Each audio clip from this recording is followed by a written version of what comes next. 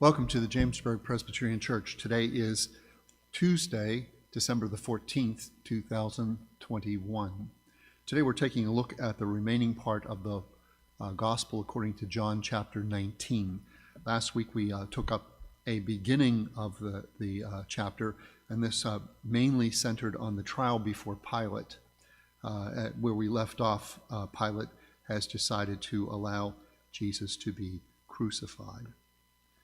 Chapter 19, starting at verse 10, picks up with the idea, is part of the trial scene, and there are a number of translation issues, and depending upon how we decide to translate, changes the whole meaning of the passage in question.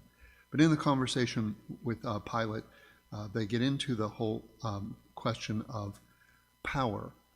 And Jesus has previously said that he has the power to lay down his life, that no one has the power to take away his life from him. But in this particular part of the passage, Pilate is talking about the power that he has. Don't you realize that I have power to crucify you? So the wording is Pilate challenging Jesus in regard to the power. Of course, the Jewish people, the Jewish leaders here, believe they have power to manipulate Pilate.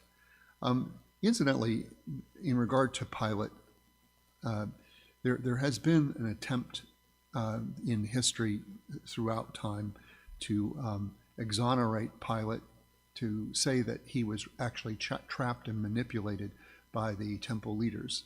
The Gospel, according to John, makes it pretty clear that Pilate had the ability to extricate himself from this whole dilemma, that he simply could have said, I'm not going to do this. By him participating and making the decisions that he did, he not only shows his disdain for the Jewish leaders and his disdain for Jesus, but he also becomes part of the people who are manipulating the situation so that Jesus is executed. He becomes one of the people who rejects Jesus, and the rejection of Jesus, the rejection of God, the rejection of God's revelation in Jesus becomes, for the Gospel according to John, the definition of sin. So Pilate becomes the very thing that the others already are. And that's one of the ironies. Pilate sees himself separate from the Jewish leaders, and in the end, he becomes one with them because of his involvement. So Jesus says, "No one takes my life from me. I have laid it down on my own accord. I have power to lay it down, and I have power to take it up again." So the whole question here is one about power. Jesus says his power comes from on high. Pilate believes that he is exercising power and that his power comes from Rome. All right. So in the trial narrative, a verb to hand over is used, and it is clear that the Jewish people have handed over Jesus to Pilate. Pilate is going to hand over Jesus to crucifixion. But the handing over is the verb that signals the sin.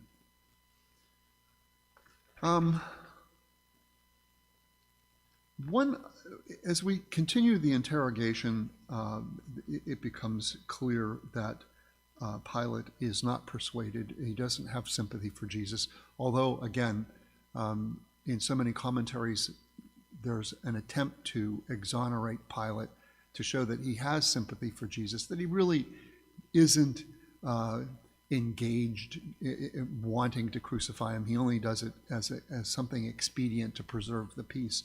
That is not what John's view is. There's a solemnity about this passage that makes it very clear that This is not about mocking. It's not about the nonsense that we sometimes think it is about. All right, when we get to chapter 19, verse 13, we get into a translation problem, and it depends upon how we want to translate one particular sentence. It changes the whole meaning. And English translations, various English translations, have both of the possibilities listed. What happens here is Pilate, in one translation, Pilate comes out with Jesus. Jesus is wearing the crown of thorns, the purple robe, and Pilate sits in the judgment seat. This is the essentially where the judge of a judicial case or a discipline case sits in order to make the decision. And there's Pilate obviously is the one that's going to make the decision. So obviously he's the one that's sitting in the seat. However, it could also be translated that Pilate brings Jesus out wearing the purple robe, the crown of thorns, and puts Jesus in the judgment seat. Now, think about that. If you're going to try to mock the Jewish leaders, and Pilate does say, "Behold your king," if you're going to try to mock the Jewish leaders, what's the better visual? Putting Jesus in the judgment seat is the better visual. It doesn't take away from Pilate the responsibility of passing judgment in this particular case, but it creates the visual of just completely ridicule and mockery for the Jewish leaders. I believe that the correct translation, because it is ambiguous, I believe the correct translation is the latter, that Pilate put Jesus in the judgment seat, and this would be in keeping with the taunting of the Jewish people at this critical point. One commentator said it is fully in keeping with the character of the gospel according to John for Pilate to put Jesus in the judgment seat, to taunt the Jews at this critical point. Still dressed, Jesus is still dressed in the purple robe and the crown of thorns, and he's sitting on the judgment seat where the judge sits. Fantastic bit of mockery. Pilate, who intends to mock Jesus and the Jews by placing Jesus on the judge's seat, unknowingly places him in the right place because Jesus is the judge. Read in this light, the staging of the final climactic scene telegraphs its theological content. Jesus is the true judge and king. Bringing Jesus up as he is, saying, "Behold your king," is totally in keeping with the personality that we understand Pilate to have. He disdained the people that he was governing. He really hated them, and this would be one more attempt to show that disdain and ridicule. What happens next is also interesting. When Pilate says, "Behold your king," the Jewish leaders say, "We have no king except Caesar." Now, theologically speaking, according to the Psalms, there is a place this is all happening right before Passover, and part of the Passover liturgy that they will all read is, "From everlasting to everlasting, thou art God. Besides thee, we have no king, redeemer, or savior. We have no king but thee." So later on in that day, the Jewish leaders will be reciting this liturgy, affirming that God is king. But here they deny that kingship by saying, "We have no king except the emperor." So this just adds to the continued rejection. They've rejected Jesus as the revelation of God, and now verbally before Pilate they have rejected God. These are the Jewish leaders of the religion, and they have rejected God.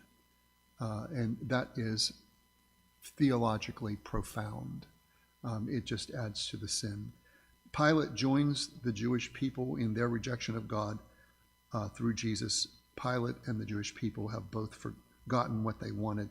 The Jews have gotten rid of Jesus and secured their place with Rome, and Pilate has maneuvered the Jewish authorities into renouncing their messianic aspirations and so secured his place with Rome. So everybody kind of gets what they want, but what they want is the wrong thing. The passage moves on into chapter 19, verse 16 through 37. And they take Jesus to the place called the Skull. Typically, if we went to Jerusalem today, to the old city of Jerusalem, which is incidentally the ruins of a Roman town rather than the ruins of the Jewish town that was destroyed in 70 AD. On the west side of Jerusalem, there is an area that is typically known as the place where Jesus was crucified. Over that area is a church, the Church of the Holy Sepulchre. There is a place on the floor in the church where there is a hole, and that hole, it's probably, I wouldn't want to say, as I recall it, 9 inches in diameter. It's in marble. The floor is marble there, and the hole is surrounded by a gold star. So in the center of the gold star is the hole. And this is the place that it is believed Jesus was crucified. Now, this whole thing is under an altar, so that if you want to see the star, if you want to touch it, you have to get on your hands and knees to do so. And that is on purpose. The church did this so that to fulfill the passage, at the name of Jesus, every knee shall bow in heaven and on earth. Anyway, Pilate prepares a sign. Now, when a criminal is being walked to their crucifixion, they carry the cross piece, the horizontal piece of the cross. The vertical pieces of the cross are already in place. They're stationary. The whole cross would probably weigh 200 to 300 pounds, according to some of the commentators I've read, Raymond E. Brown in particular. So they would just carry the horizontal piece. That piece, according to the Synoptic Gospels, is so heavy that Jesus can't carry it, because keep in mind, he's been beaten. John's Gospel doesn't note this detail. But the criminal also wears a sign that's tied by rope around the person's neck. And that sign indicates the crime that they've done. So let's say that a person has done sedition. Then the sign would say sedition. In Jesus' case, Pilate puts on the sign these words: Jesus of Nazareth, King of the Jews. Now,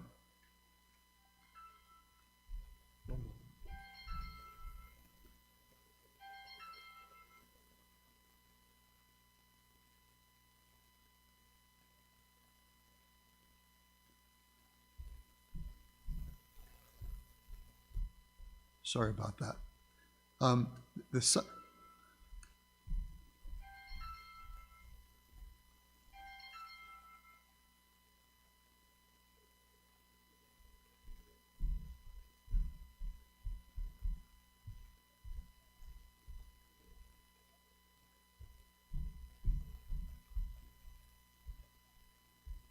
Okay, so the sign is worn, and the sign is written in 3 languages: Aramaic for the Jewish people to understand, Latin for the Roman government to understand, and Greek for the people of commerce to understand. So all 3 languages that would have been used in that area are covered. The temple leaders go to Pilate and they say, "We want you to change the sign. We want you to change it to, 'This man claims to be the King of the Jews.'" And Pilate says, "I've written what I've written," again in an attempt to mock Jesus. We're told that near the cross there are, well, again, depending upon which translation we use, 4 women or 3 women. Now, we're told that there are 4 soldiers. So my interpretation here is that the 4 soldiers are in contrast to the 4 women.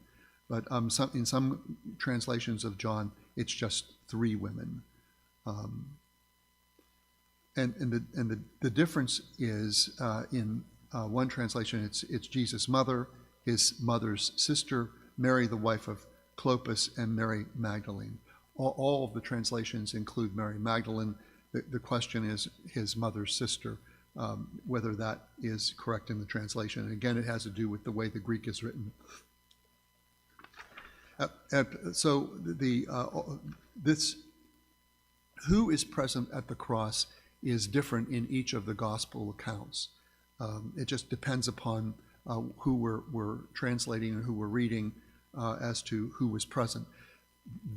It's not important who was present, and it's not important whether they were close up to the cross, as in John's gospel, or far away from the cross, as in the synoptics. That's not important either. What's important is that there were people there, and that Mary, the mother of Jesus, is there. Now, Mary has only had a previous appearance in the gospel, according to John, at the wedding in Cana of Galilee, where Jesus' ministry began. Now Jesus' ministry is ending. So we get that kind of bookend, the beginning and the end. Mary has not been mentioned in the gospel, according to John, in between these 2 events. In the synoptic gospels, we get the impression that this whole crucifixion thing is a thing of confusion and chaos and mood swings, and the temple veil is torn, earthquakes, and the sun goes out. In John's gospel, all of these things, if they happened, are not reported. And the reason is John doesn't want us to be sidetracked from the dignity of how Jesus is dying. Jesus is, by being lifted up on the cross, Jesus is essentially being elevated as king of indeed, the world. And John doesn't want to take away from that by reporting the other events, so he doesn't report them. Chapter 19, at this point in time, can be reported in terms of episodes. One of them is, in fact, the crucifixion and the place of the location of that crucifixion. It was a stone quarry on the west side of Jerusalem. The second part of the story is what happens to the clothing. And people have tried to make a big deal out of the clothing. I don't think that John, the gospel writer, is making a big deal. He's just reporting what happened here. There's no interpretation here. But clothing back in those days was expensive. And if you could get some cloth or some clothing for free, that was a good thing. So the Roman soldiers tore up Jesus' outer cloak. This would have been used for patches for their clothes.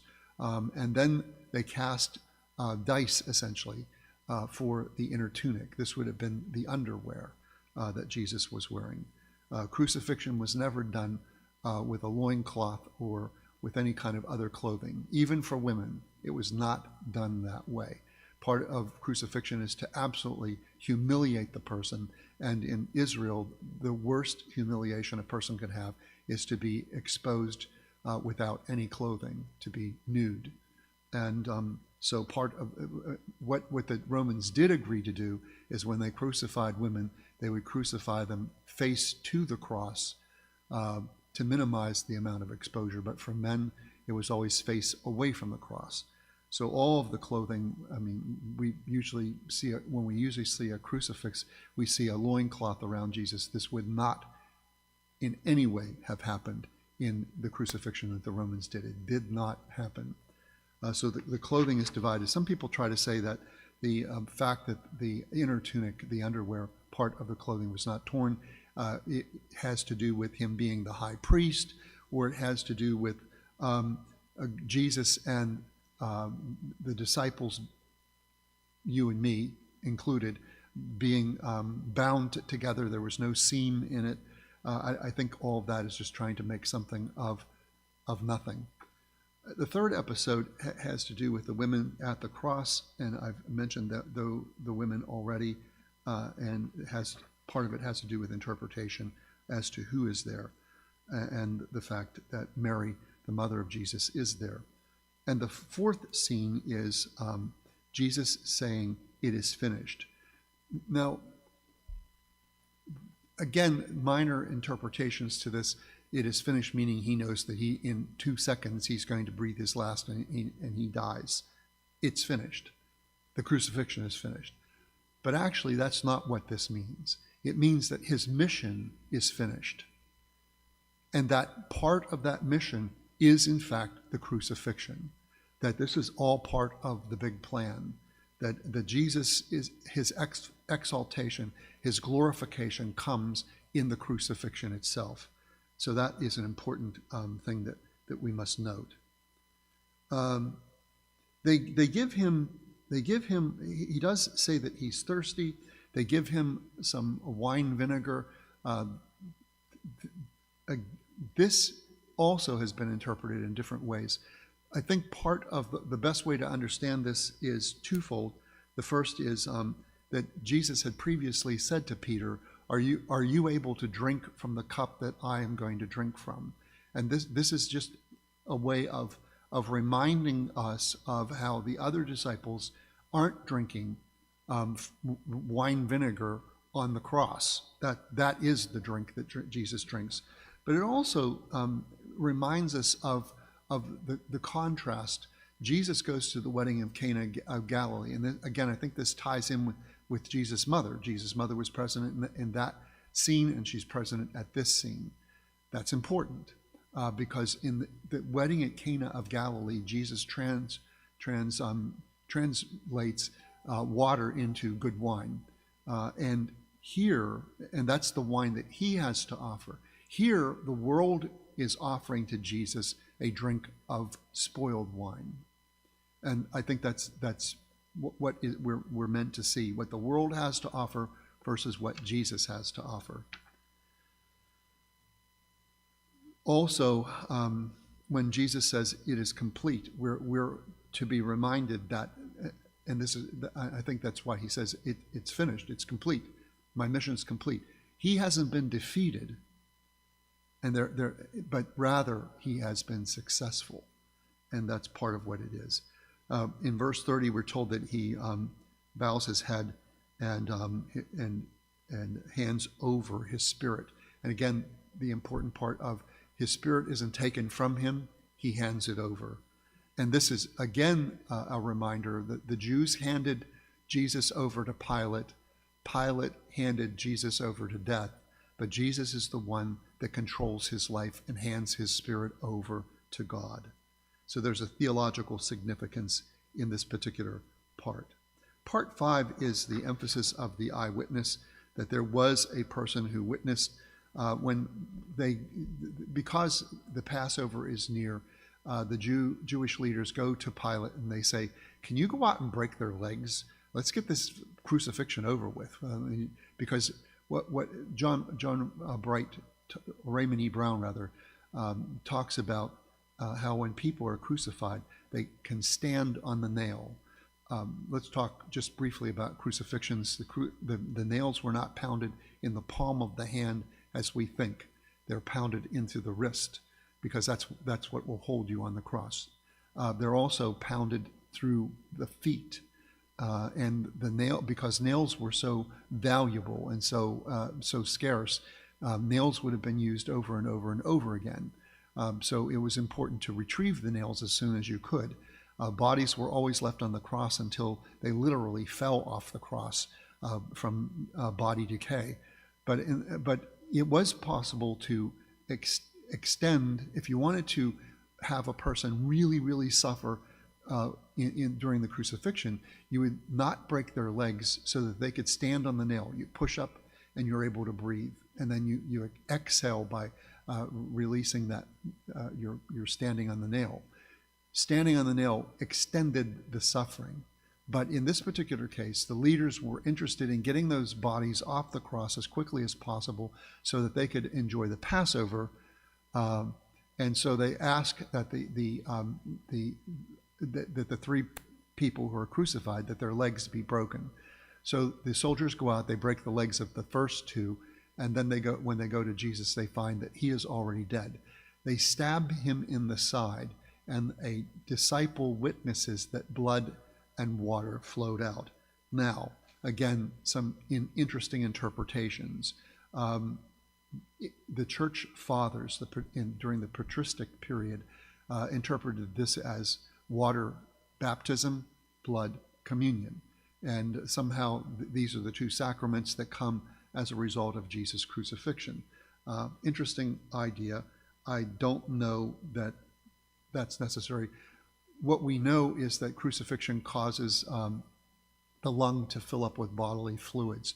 And so you die by actually drowning in your own bodily fluids. The fact that the spear goes into the side and there's blood and water indicates that Jesus' lungs have filled up with those fluids and has died that way. The last part of chapter 19 is Joseph of Arimathea coming to Jesus, and Joseph of Arimathea brings and he's accompanied by Nicodemus. Nicodemus we met early on in the Gospel according to John. He comes to Jesus by way of night. That's in chapter 3, the very beginning, and they have a conversation about being born again. We're not told much about Nicodemus until we get to this point. What we discover is that he has come to believe in Jesus and has made his faith, which was secret until now, public by going to Pilate and asking for Jesus' body. So the bodies are coming off the cross at this point in time. They're specifically giving Jesus to Nicodemus and Joseph of Arimathea. Otherwise, the bodies would be just thrown into a dump. There was a dump on the south side of Jerusalem called Gehenna. Gehenna was where you threw away your garbage. They didn't have garbage trucks back in those days, so you were responsible for your own garbage, and that's where you threw it. And bodies would be thrown there too of criminals. But Joseph of Arimathea and Nicodemus ask for Jesus' body. They prepare the body with 75 pounds of spices and perfume, which is extravagant. So again, what this tells us is that the body of Jesus is being cared for in a very proper way. Jesus receives the burial of a rich person, even though that was not who he was. But it's because of the regard that Nicodemus and Joseph of Arimathea have for Jesus. And then he's buried in a new tomb in the garden. This would have been a burial of dignity. So what John's trying to tell us is that the crucifixion is done with dignity. The burial is done with dignity. He leaves out all the chaos and confusion, all the stuff that was going on, so that we can focus on just what's happening to Jesus and what all this means. The king is on the throne, if you will, and that picture is a dignified picture. It's a respectful picture, and that's what we're to carry with us. That's the takeaway of this particular chapter. Next week we're going to meet here on Tuesday. We'll be taking a look at chapter 20, which is the resurrection story, and this is the Easter story. And I think it's really appropriate that and ironic that we're come close to the nativity of Jesus that we celebrate on December the 25th by talking about the Easter story. The Easter story did come first in the church's proclamation, and then eventually we got into the birth story. But here in 1 week, we'll be taking a look at birth and death, except in the reverse order, and resurrection. So I will be here tomorrow for the devotional. I hope you'll tune in. Stay well, stay safe, and I will see you soon. Bye now.